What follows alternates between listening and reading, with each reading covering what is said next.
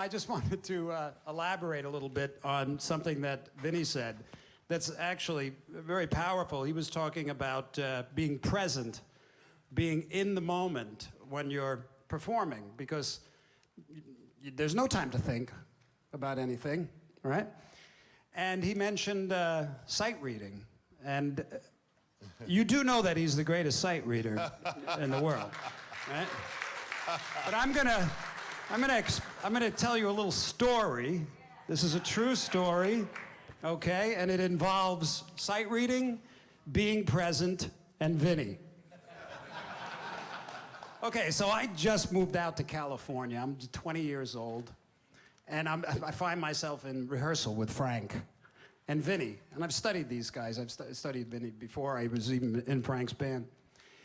And Vinnie was reputed to be this really great sight reader, but Frank's music is you know, it's a whole different world, you know? Frank comes in with this piece of music called Mo and Herb's Vacation, and the drum part's completely written out, every step of the hi-hat, every hit, if it's on the bell, if it's on whatever tom it is, the kicks, everything is completely scored with articulations and, you know, accents and everything, right? And Vinnie has it on and he's sight reading it.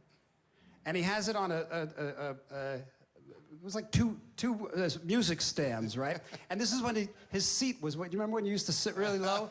And, and he had this beautiful habit of going like this.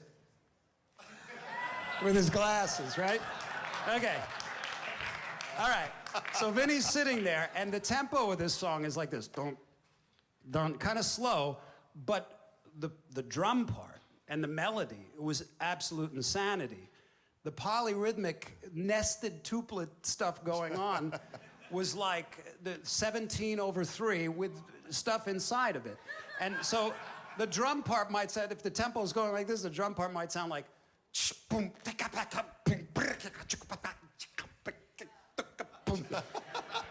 right?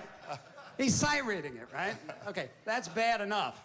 Okay, but this one thing, I'm watching him do this, and he did this one thing, and that was it. I threw up my hands, I said, because I always wanted to be a great sight reader, and I worked really hard. But when I saw this, I stopped. Okay, so there's Vinnie, and he's got the music stand here, and over here he has a table, and there's a little plate, and there's sushi on it. Okay? There's pieces of sushi on the plate. Now, when you're reading music like this, with these huge landscapes of polyrhythms, you have to look at something, and this is being present. When Vinnie would look at the music, he wasn't reading it, he was identifying it. It was like a mental snapshot that got it. Page turn, because you got to read it and then turn the page and start playing while you've already read the previous page so that you can turn the page and start reading the second page. So this beat is coming along, and I see Vinnie, and he goes like this, tap, tap, tap. It's one bar, 17/3.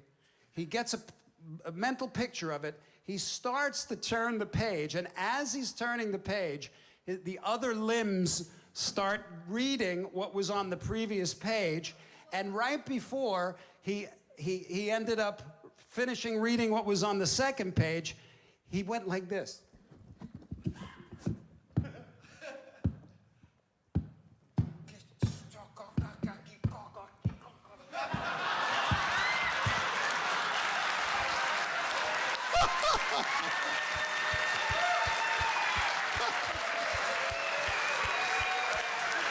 You heard it here.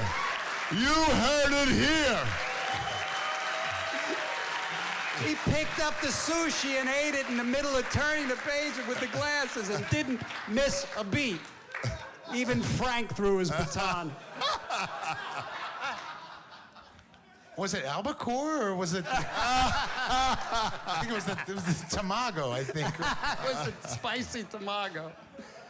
You can't do anything like that unless you're fiercely present and in the moment and confident and a freak. An alien.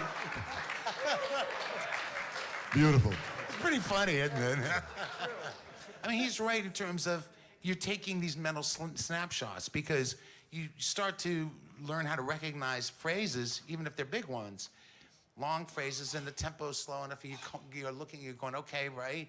And you know, it's almost like there's a weird time feeling effect, like it slows down or something in your favor if you're really present, you're doing that, you know? You're not realizing that, you know, you're just kind of in it, you know, and, you know, otherwise, and you know, practicing reading a lot really helped me to do that, you know? I made sure that as I practiced reading, I had, you know, the sushi. Now, if he would have dipped it in the sauce, I would have had to kill you.